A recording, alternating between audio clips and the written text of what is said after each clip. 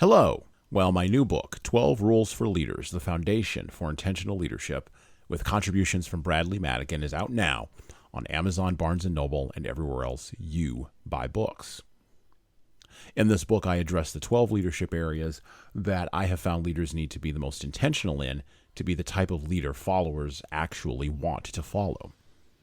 From establishing a foundation of leading teams through managing conflict effectively, all the way through leading teams through change, knowing what to do and why to do it can help readers like you become better leaders in the real.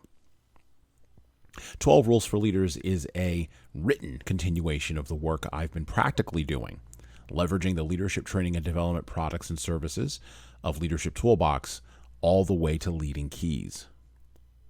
12 Rules for Leaders represents a distillation of practical lessons I've learned, absorbed, and transmitted from training and developing 15,000 managers and supervisors over the last 10 years. Reading 12 Rules for Leaders and living it is like getting coaching from me directly without having to pay my full coaching rate. Look, this is a book written for all those leaders, some who call themselves managers and supervisors, who believe that their daily leadership decisions don't matter, or that their hard-won leadership positions are too innocuous and meaningless to matter much in the chaotic world of the now. 12 Rules for Leaders is the confirmation you are looking for that you are the leader for exactly the historical moment happening right now. Head on over to leadershiptoolbox.us and scroll down the homepage. Click on the Buy Now button and purchase in hardcover, paperback, and Kindle format on Amazon 12 Rules for Leaders, the foundation for intentional leadership. And that's it for me. Out. Hello, my name is Hassan Sorrells, and this is Leadership Lessons from the Great Books Podcast, Shorts. There's no co-host on Shorts. These are 6 to 8 minute observations, ideas, thoughts, or rants about the literature, philosophy, psychology, and the theology of leadership. Because listening to me talk about leadership for now, 6 to 8 minutes, is better than reading and trying to understand yet another business book. We are all deceived, or at least most of us who are not involved in the marketing industry are deceived constantly. From billboards to banner ads, we are constantly being cognitively manipulated to buy, click, like, or advocate for ideas, products, or even positions in an argument we may not inherently believe in, but we have no choice but to act on.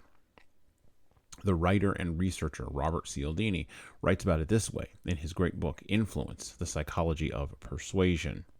Quote, "I can admit it freely now. All my life I've been a patsy. For as long as I can recall, I've been an easy mark for the pitches of peddlers, fundraisers, and operators of one sort or another." Many leaders struggle with understanding the power of persuasion, but struggle less with leveraging the persuasion of power. Many organizational leaders default to wielding titles, degrees, certifications, and other forms of authority they instinctively know followers respond to, but they do not know the why. Leadership is hard enough without understanding the power of influence over others. The unfortunate truth is, for many leaders, persuasion is not an active act, carefully considered and then leveraged. Instead, persuasion is an act or a series of acts the leader barely understands, and if she does, she performs them intentionally on a sporadic basis and is surprised when those acts achieve the outcomes she is seeking. In addition, leaders fail to consider deeply the role of power on influence and how that power is wielded via position, style, and approach. Finally, many leaders want their followers to, quote-unquote, just do what they are told, while also wielding authority badly, and then leaders wonder why motivation is lacking and morale is low among team members. Leaders must understand that in areas of persuasion, power, influence, and the darker areas of humiliation, deception, and face work, there are a few simple tactics that, if intentionally leveraged repeatedly, can yield results that can move the world of a team, an organization, or even an individual.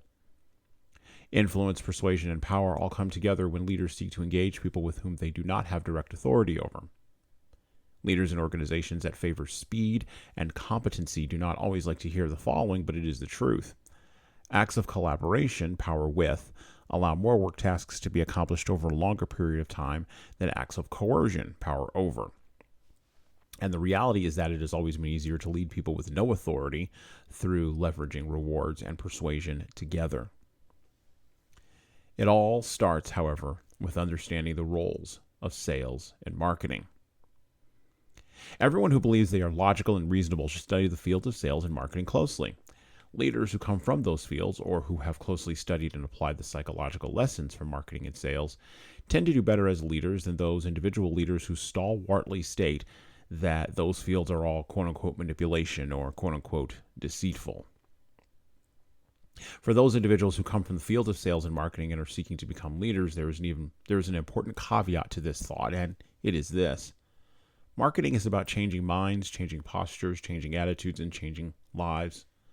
Manipulation is getting someone else to buy something they do not need, that will not benefit them, whose value is amorphous, if it is there in evidence at all, and is unnecessary to their development as an individual in the marketplace, not of ideas or money, but of a relationship. Manipulation serves ideology, control, compliance, and obedience, and transforms autonomous people into sheep. Marketing, genuine, open, psychologically aware marketing does the opposite.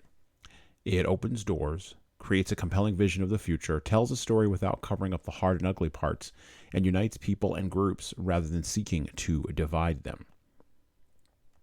Leaders who seek to change lives for the better study the tactics and strategies of persuasion and determine how to best apply those strategies to move people toward a better and more sustainable and hopeful future, while also making their followers aware of the pitfalls that such tactics inherently hold. This is genuine power, and leaders should be wise to its use. Rules for leaders. Rule number 4. Leaders study sales and marketing. And that's it for me. Follow us on all the places that you follow us. Please subscribe to Leadership Lessons from the Great Books podcast. Please tell your friends. Please like and share. Please also check out the HSCT website for all products and solutions. Please check out the Leading Keys website for products and solutions, our remote training services, our books, our trainings that will help you become a better leader. And watch this space for more information about our upcoming book, 12 Rules for Leaders, a foundational guide to intentional leadership, coming in April 2022. Please also go to HasonSorrells.com for more blogs and more posts about how you can be a better leader, and check out all of our YouTube channels online. Thanks, and have a great rest of your leadership day. Out.